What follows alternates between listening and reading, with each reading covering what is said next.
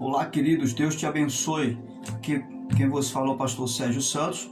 Estamos de volta para trazer a você mais uma vez uma palavra de Deus, uma breve reflexão, mas que possa trazer alento, direção para a sua vida. Quero com você ler um texto bíblico no Evangelho segundo escreveu Marcos, capítulo 1, verso 15. Só que antes quero convidar você para orar. Tudo começa bem quando começamos com oração. Deus, em nome de Jesus, te louvamos pela bênção de poder orar e de poder orar com este senhor, esta senhora, esse jovem, essa jovem, quem sabe essa criança. Mas obrigado, Senhor. Abençoe este momento e que tudo que ela possa ouvir seja de bênção e venha transformar, direcionar a sua vida em nome de Jesus. Diga amém. Deus te abençoe. Muito bem. Se porventura você ainda não é amigo do canal, se inscreva no canal, deixe o seu like, ative o sininho de notificações e o YouTube estará sempre avisando você, comunicando que você recebeu uma nova palavra de Deus no seu aparelho. Marcos, capítulo 1, versículo 15. Disse Jesus: o tempo é chegado, dizia ele, o reino de Deus está próximo, arrependam-se e creiam nas boas novas. Eu quero tematizar essa reflexão com a seguinte expressão: a teocracia de Deus. Você já ouviu falar em teocracia? É uma palavra que não é muito mencionada nos dias de hoje, mas no Antigo Testamento era o estilo de governo que havia entre Deus e o seu povo, ou seja, é o governo de Deus. A expressão do grego é formada de duas palavras. A primeira, theo, que significa Deus, e a segunda, kratos, que significa governo. Então, juntando as duas palavras, vamos ter o governo de Deus. Só que teocracia no português não tem essa ideia. É entendido como um homem governando o povo em nome de Deus ou em nome de uma divindade. No português, teocratos é entendido dessa forma, ok? Só que não é exatamente isso que teocracia, certo, quer dizer. Está falando de um ser governado por Deus. É um ser humano governado por Deus, ok? Só que do ponto de vista do Evangelho, nós vamos ver que a proposta do Evangelho é muito diferente.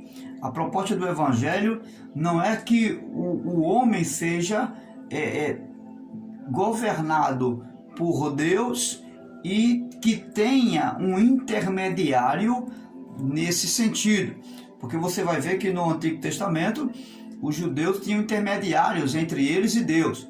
Quem eram os intermediários do povo judeu? Eram os sacerdotes, os juízes, os líderes e mais tarde passou a ser os reis, ou seja, quando a teocracia, essa fase teocrática é o governo absoluto de Deus, onde Deus reinava seu povo sem precisar de reis, de líderes. Então, antes disso, havia esses líderes. E o Novo Testamento, o Evangelho, vai trazer uma proposta totalmente diferente. Ou seja, enquanto no Antigo Testamento esse governo tinha intermediário, mesmo sendo um governo teocrático de Deus, mas havia intermediários para dizer o que tinha que fazer, o que não tinha que fazer, para onde ir, para onde deixar de ir, no governo teocrático do Evangelho, ou seja, a proposta do Evangelho, ela é totalmente diferente, ok?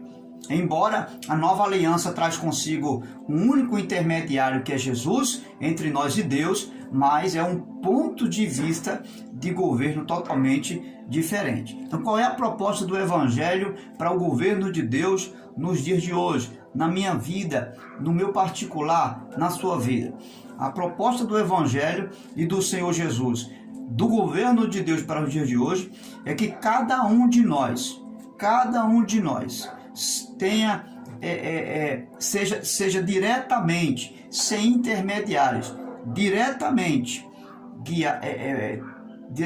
possa ter um relacionamento com Deus, ou seja, sem a necessidade de que o homem, de que nenhum líder ou nenhum governo humano tenha a necessidade, obrigatoriamente, de conduzir a nossa vida, de dizer o que eu tenho que fazer ou o que eu tenho que deixar de fazer. Então, nesse sentido, a proposta do Evangelho é que eu e você tenhamos um relacionamento direto, pessoal, com o nosso Deus. Essa é a proposta do Evangelho, que cada um de nós possamos buscar na palavra, no Evangelho, porque a proposta não é do homem, não é da igreja, a proposta é do Evangelho do Senhor Jesus. É que cada um de nós busquemos no Evangelho. Quando eu falo do Evangelho, eu estou falando do Senhor Jesus. Eu estou falando da revelação de uma nova aliança, ou melhor, da manifestação de uma nova aliança. Então eu estou falando da proposta do Evangelho na pessoa de Jesus. Que cada um de nós possamos buscar no Evangelho o propósito da vida que Deus tem comigo e com você. Então, desde que Jesus realizou a sua obra no Calvário, nós passamos a ser responsáveis. Uma vez que aceitamos esse sacrifício, passamos a ser responsáveis pelos nossos atos, pelo nosso chamado, pelo nosso ministério, por cumprir a vontade de Deus segundo a sua palavra. E não precisamos agora que A, que B venha dizer o que temos ou que não temos que fazer. Por quê? Porque a responsabilidade agora é pessoal, ou seja, eu tenho um relacionamento agora direto com Deus e Deus comigo, é claro, por meio de uma nova aliança chamada Jesus Cristo. Mas a responsabilidade agora cabe a mim. Eu não preciso estar sendo conduzido e nem direcionado por homens ou por nenhuma concessão de ordem humana, mas diretamente pela palavra do Evangelho. A responsabilidade de buscar a Deus está nas minhas mãos. Então o que é que eu tenho que fazer, eu e você? Procurar saber qual é a vontade do Rei, qual é a vontade de Deus para a minha vida e viver dentro dessa realidade uma nova teocracia de Deus, ou seja, o governo de Deus sobre mim e sobre você. Quando você percebe e descobre, à luz do Evangelho, a vontade de Deus, o que Deus tem para você, você descobre o propósito de Deus, agora cabe a mim, cabe a você viver esse governo direto, esse governo específico, esse governo sem arrudeio, sem contratempo, entre Deus e a minha pessoa, entre Deus e a sua pessoa. E eu convido você a viver o governo de Deus, a viver a teocracia de Deus sem intermediários, além da pessoa bendita do Senhor Jesus Cristo. Grande abraço e que Deus te abençoe em nome de Jesus. Viva o governo de Deus com você.